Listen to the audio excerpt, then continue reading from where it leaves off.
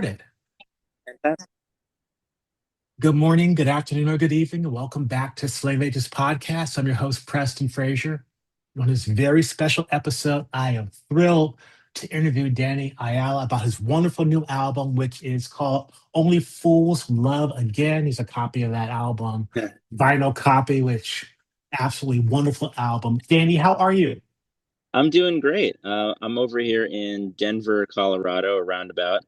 I'm on currently on tour with the Lemon Twigs. We're supporting this band Parcels, and we'll be playing the Red Rocks Amphitheater tonight. What a wonderful venue. What a wonderful city. How long have you been on tour? Well, I actually went on tour for my record that I just released 2 weeks ago, Only Fools Love Again. We did an East Coast tour that was like 9 shows. And then I got off that tour this past Sunday, and then Monday was the start of this Lemon Twigs tour. Oh, so Um, you're keeping busy. yeah, I'm jumping from tour to tour where I can. Oh, great. So let's talk a little bit about Only Fools Love Again. And I have to thank Fernando Perdomo for bringing this to my attention. I've talked to him a few times about some of his work, and when he mentioned it, I immediately gave it a listen. And I got the vinyl via Bandcamp, and it's a wonderful album. Talk to me about Danny. When did you start conceiving of this solo album? Um, I would say the first few demos of it were all the way back in 2020, during COVID. Some of them were just like iPhone demos in the record, in literally in my phone, and some of them were full on like Logic productions. I have a lot of friends where I'm from on Long Island, New York, and they're all very, very good musicians, and are we have a great community there, and we're all willing to demo some of my songs. So I would say from 2020 to 2024 was kind of like the demoing parts of the making of this record. So you mentioned the demo process, and you said that you utilized your cell phone to capture some of this, but you also talked about Logic. Did you capture some of it on Logic as well, or did you just do the demos on your phone, then move things or re-record it? Yeah. A lot of the time it starts with just like a melody popping in my head. Even if I'm on the road or like in the van or taking a shower or what have you. I just try to get it down into a voice memo. And then because I went to Five Towns College from like 2015 to 2020, so I have some uh, knowledge of like Logic and Pro Tools and recording. So I'm able to kind of make my own demos. So I kind of flesh out the ideas a little bit more there. But again, because of the community that I have friends who are drummers or string players or that I'm not necessarily proficient in. So I'm able to kind of flesh out my demos and know what I'm getting myself into before the real thing at the studio. So when did you actually go into a studio? What studio was it? Well, the first 2 songs were recorded with Brian and Michael of the Lemon Twigs in at their studio in East Williamsburg. That's where I recorded the singles "Something with You" and "I Don't Like Her." And then right after that, I would say within 3 to 6 months from there, I went to California to meet with Fernando Perdomo and recorded the rest of the album with him. How'd you meet Fernando? I met Fernando in 2016 when we were playing an in-store performance at Amoeba Records. Wow, amazing. And Fernando is such a he's such a chameleon. He can play any style. I mean, I know him from the prog rock world, but of course he can do the California, Yeah, West Coast kind of stuff, singer-songwriter absolutely. stuff. He's toured with Marshall Crenshaw. He's an amazing musician. What did he bring to the project? Because you had all the songs are yours. Yeah, well, I would say that the two main things was just his knowledge of music is so vast. It's incredibly vast. Like you mentioned, he's able to do that prog rock stuff, and he has a lot of chops on his guitar, on his instrument. But he also knows a lot of like 60s music and a lot of 70s music, and that's kind of what has been the go around in my field because I've been with Brian and Michael for so long. So I would say just his vast knowledge and his guitar playing is really just incredible and brought a lot to the table. Well, I did something unfair to you, which I do to every person I interview. I always ask them to give me their five favorite albums. Some people can do that and limit it to five. Some give me 100 albums. And you gave me a really interesting mix, which I'm going to put in the written Yeah. format for the interview. But it does show some really contemporary music as well as some stuff which is not as contemporary. For example, I Don't Heart Mother by Pink Floyd. Then, of course, the main chorus by the Bee Gees. How did your musical influences impact this album? Well, I think it just makes it kind of stand out from a lot of stuff because of how different the influences are. I, started with just classical piano by force. And my mother introduced me originally to like the Backstreet Boys, My Chemical Romance, and that's kind of where like the roots came. But a little bit later in elementary school is where I met Brian and Michael and their dad especially was just raining all this 60s and 70s music on us, and so those types of albums like Main Chorus and Adam Hart Mother were definitely shown to me by them. And then honestly, like my my family would take responsibility for the more modern stuff, I would imagine. Um, and I think that on the record, it just really shows because you can hear some essence of power pop, some essence of pop rock, but then it has a little bit of like more contemporary and modern essence to it as well. So I think hopefully that separates it from other records where you can just see a very, very strong singular influence or singular time, at least singular decade, what have you, you know? Yeah, I think the album really well, it's well crafted and the songs are wonderful, but it has a very cohesive feel throughout the album. And Yeah, that was that's a credit to you as a writer.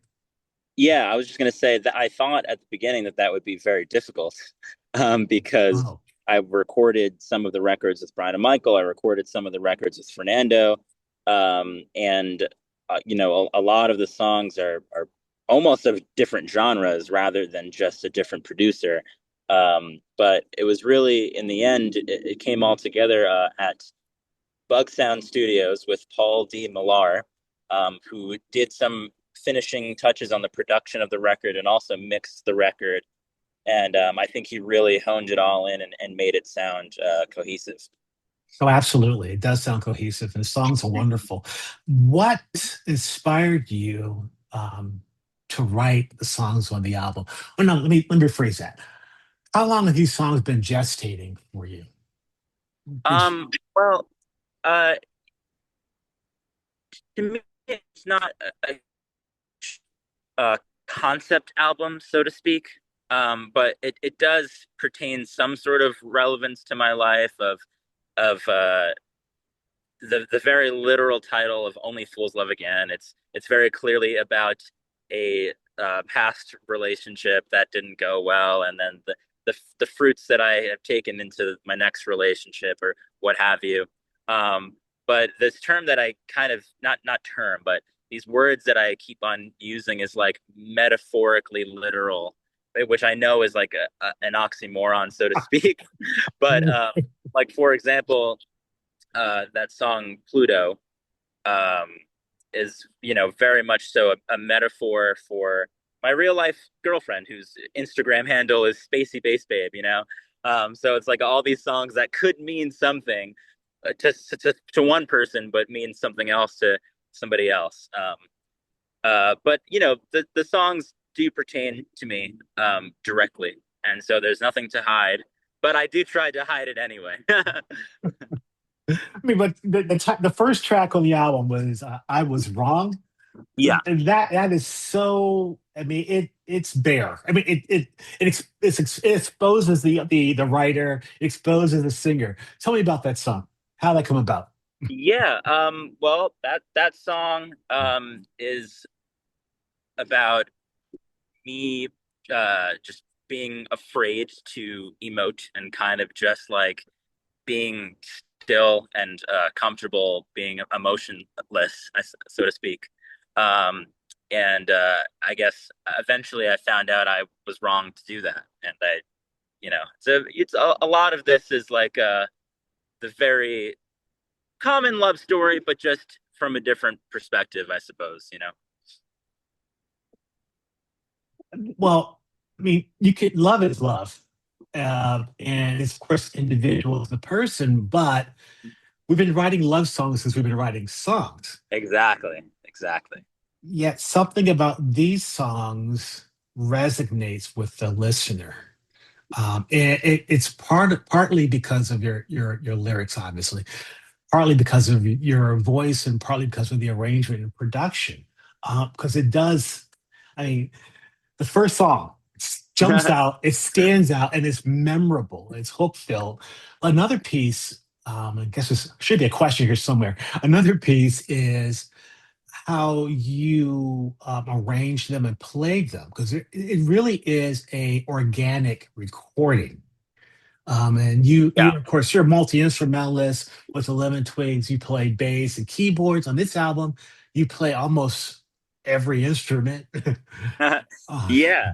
Well, I was very lucky to have a Reza Mateen who happens to live in California. He's mhm. the current drummer of the Lemon Twigs. And the process for that was we recorded to this Tascam 388, which I believe is quarter-inch tape. And I sent Reza the demos to these songs maybe like a week before, and he really did his homework. But in addition to that, we've been playing together so much for these past 3 years. In 2024, we did over 100 shows together. So we are locked in as musicians, and we're locked in as friends. And he was really just such a big deal to this record because he came prepared, and our musicianship and friendship shined through. We did for the remainder of the tracks that I didn't record with the brothers, we did 5 takes of all of these songs with bass and drums at the same time. So it was a little bit tricky because, if he messes up, then we got to do it again. If I messes up, we got to do it again. We're kind of relying on each other. We did 5 takes of each song, and we just picked the best one right then and there. And we started with that as our bass line. And because of that, it made me feel a little bit better because I only spent 5 days, 5 full 8-hour days with Fernando to complete this record. So it kind of made me feel a little bit better because we got something done for all the songs. Like something was there, and I could take those drum and bass tracks and be like, okay, how am I gonna flesh this out? Like, what is the right way to do that? And I don't feel like there are very many combinations of people who could have done it that well and made me as happy as I was. So huge thanks to Reza Mateen as well. Yeah, his playing is wonderful, and it's. I didn't know that you recorded the rhythm section, you two Yeah, it was live. together in the room, which is rare. Yeah. But it sounds wonderful. And you mentioned that you had a bunch of tracks to pick from. In terms of your the overdubbing choices, how did that work out? How'd you work through that with Fernando? Well, Fernando and I just had a lot of ideas. I also sent the demos to Fernando prior. But his space, his studio is very magical because there's a lot of really, really, really cool gear there. And there's a lot of like almost like I don't want to say like kids gear there as well of just like there's these really uh like cheap like pianos that just have really cool sounds for no reason. And he has like glockenspiels, and he had like a guitar sitar there. I don't even know exactly what it's called. But he just had a lot of cool stuff. So it was just like inspiration city, and he knew what he had, and I think that him knowing his space very well and us having done a record together, we kind of knew each other's boundaries and we kind of knew each other's limits. And so it was really cool. Like there was one part of the record where he was just like, hey, there's a glockenspiel in the corner of the room over there. Why don't you go figure out how to play that and just get on this track? And I swear, within 10 seconds, he was like, you ready? And I was like, I've never, I don't know how to play. Like, of course, it's very similar look at the layout to a piano, but I don't know exactly what I'm doing. So it was just like, let's go. And whatever we liked, it stuck. And whatever we didn't like, we just moved on. But we got the whole thing done in 5 session days, which was incredible. So I mean, kudos to that him. is incredible, and I'm glad you mentioned the vintage sounds because I mean, there's authentic keyboard piano on this electric Yeah, acoustic piano.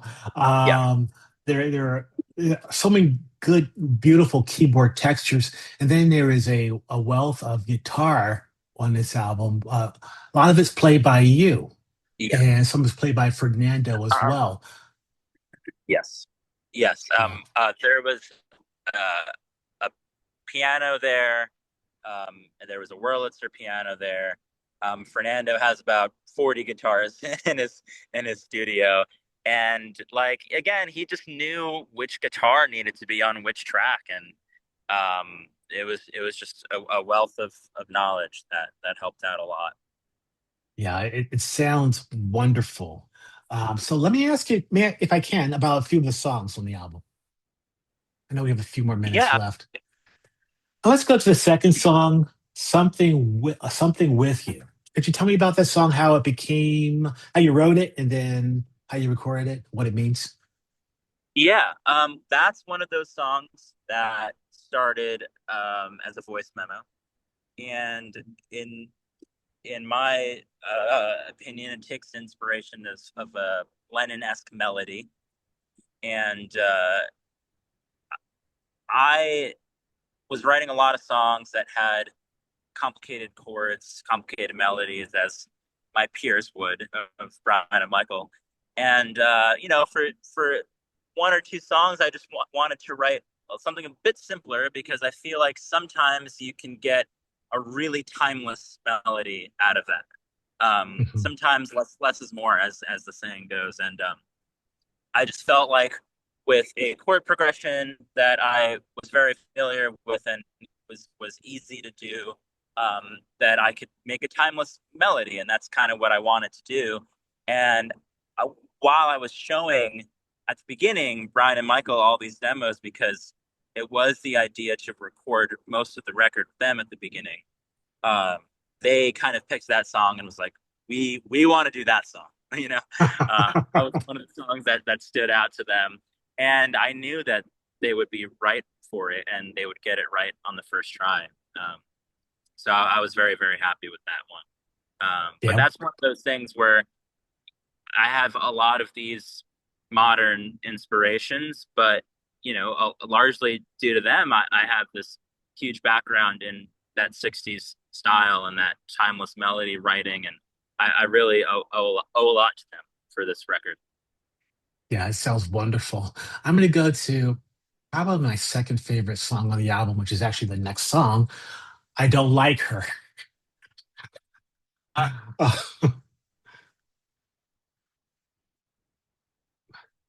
And go ahead. I was just gonna Thank say you. sorry, I lost you for a second, but I can hear you now. Yeah.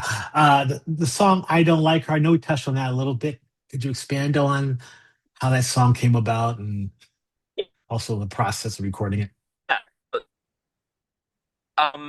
Very similarly, I would say I had that demo fleshed out very much so on Logic with me playing all the instruments, which is not always a great thing because I'm not very proficient at drums. But there was that power pop and Beach Boys element to it that the Lemon Twigs were able to paste onto that recording and get it recorded on tape and that was another one of those songs that stood out to them. And it almost could be it could have been the titular title track to it, because it very much so encapsulates what the title is. I don't like her because she makes me think about you. Only fools love again.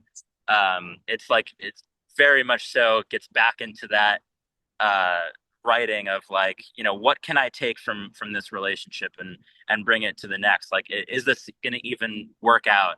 And then another thing that's interesting about this song that kind of like keeps coming back is like this thing of like, does love exist beyond our lives here, like, will you still have those memories, will you still have any feelings, or what, I used to do a project called Dr. Danny and the Patients, and one song that has a very similar kind of vibe to it was this song Walk on Water. And the chorus goes, when I walk on water and my life is over, I will still remember you. And this song kind of has like a similar vibe to it in the chorus where it's like, soulmates stick together and the next life will be better. So it's kind of like this idea of like, does love continue after this? That is very deep. Wow, it really goes a multi-layered song there. Thank you for that. I'm going to skip to another of my Yeah. favorite songs, which is the ballad. Yeah. Yeah. That one, honestly, it's one of my most proud songs, I could say. And one of the songs that I'm most grateful for on the recording, um, because I was able to do my first like string arrangement, so to speak. And I was very lucky that Fernando knew this incredible musician, Caitlin Wolfberg. Mhm. And it was like even more so. I sent her these songs like 2 days before, and we came together, and she was very savvy on the arrangement part, and she was in the booth, and we were just like talk back mic on, and we were just like, okay, what are we gonna do here? And she's like writing stuff down, and I'm playing her some parts on the keyboard, and she had a violin on her, a viola on her, and something that I just found out, a chincello, which I didn't know existed, but it's essentially a viola that has cello strings on it somehow. Never heard of it before. Yeah, I've never heard of that before. Um, and she could play all of them very, very well. And so we wrote out the arrangement right then and there, and we recorded her playing each instrument 4 times, to make it sound like a sort of string quartet. And I was really just, of course, I felt a little short because it's an impossible task, but I was trying to go for like a big production, bridge over troubled water type vibes. Um, and I think that, it was a good attempt with what I had. And I was able to take that one step further. And at my record release show at Union Pool, I was able to have a actual quartet play these songs live to the audience, which was incredible. And again, it all just goes back to like how lucky and how grateful I am to have this community of musicians who are willing to be a part of it and who like the music and who have a similar mindset, similar taste, and are just incredibly talented overall. It's Yeah, really amazing. We're lucky. it is a wonderful song. Like I said, one of my favorites on the album, and a wonderful production. And that one is one where you play the glockenspiel, Yes, you help with yes, the harmonies, and a lot of vocal harmonies on the song, as well as electric piano, organ, and guitar. Wonderful, wonderful track. I know we're running out of time, but if I can get a few more songs in, that'd be great. The absolutely. Yeah. Village, The Village. Tell me about The Village. The Village is probably my personal favorite song. Oh, Although okay. it's very difficult to pull off live because the vocals are very, very demanding. You're switching from this full voice to this falsetto, like in between phrases almost. Um, but I think that again, Caitlin was able to help out with the arrangements on that with her chincello and her other instruments. And that this was one of those songs that was written New Year's Day 2020. I have a vivid memory of it. Started out as an iPhone recording, and it's one of those songs again that's like very literal. My current girlfriend works at the Village Tavern in Huntington Village, or she did rather. Um, and it was like the lyrics are just so literal to what it was. Like mostly everybody in the village knew your name. Now for everyone I love, it's now the same. Like because you're brought into my world.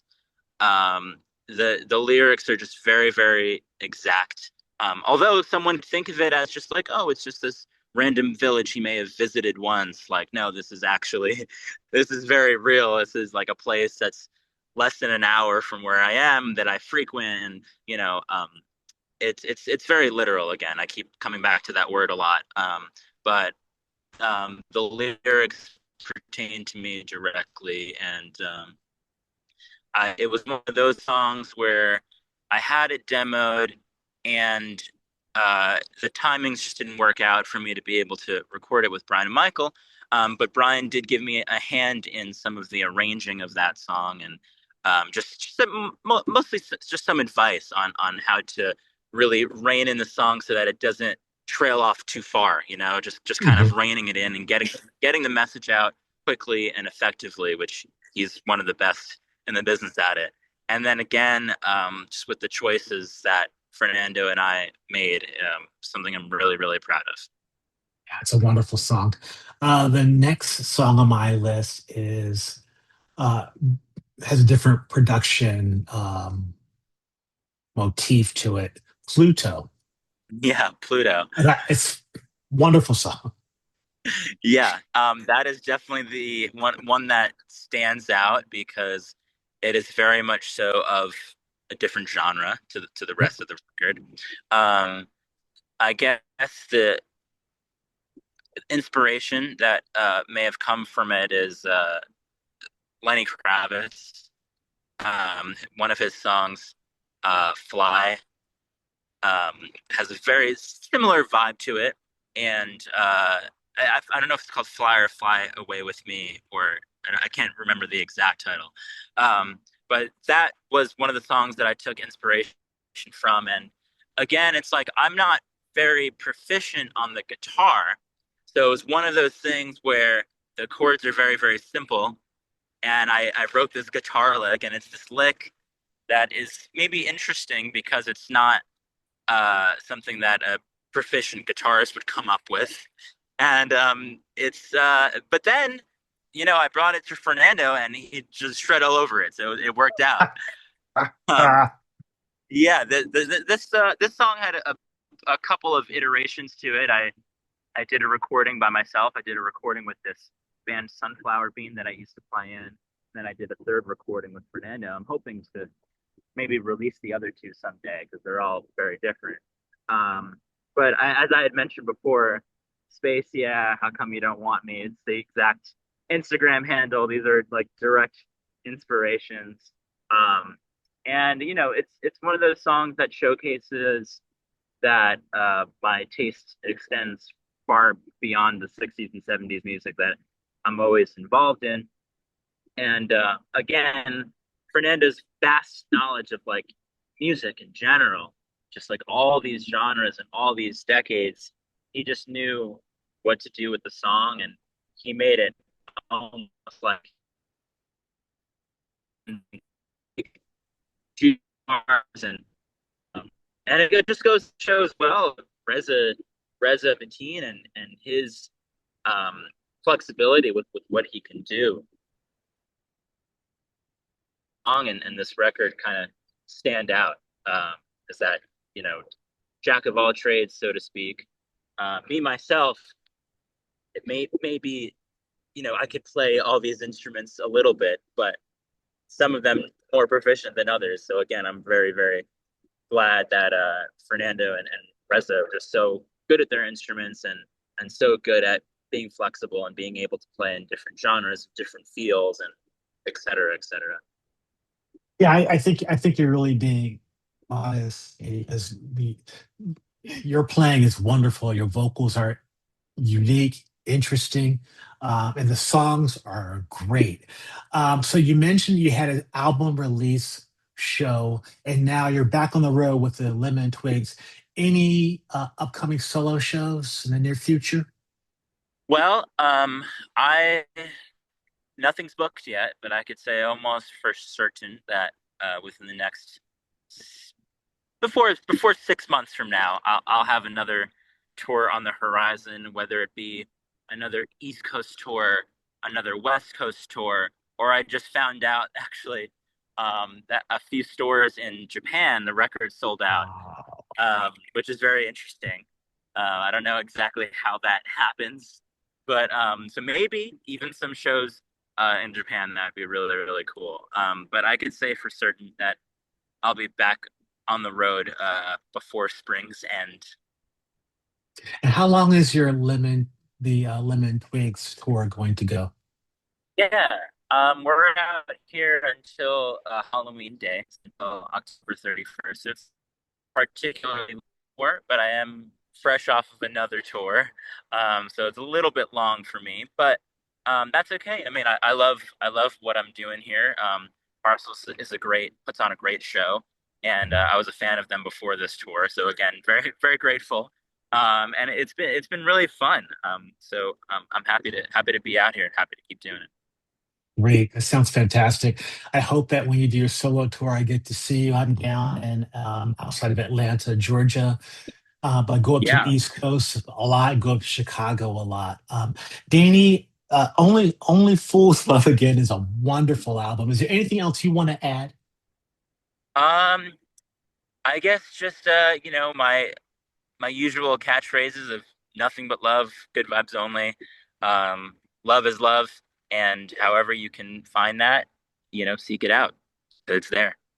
Well, wonderful album. Absolutely enjoyed this, and it's available on via Bandcamp, CD, vinyl, and of course downloads. Danny, I appreciate your time. Enjoy the rest of your tour with the Lemon Twigs, and Thank you so hopefully much I'll for see having you me. soon. Yeah, It's been a take care. pleasure. Thank you. All right. My Nice to meet pleasure. you. Bye.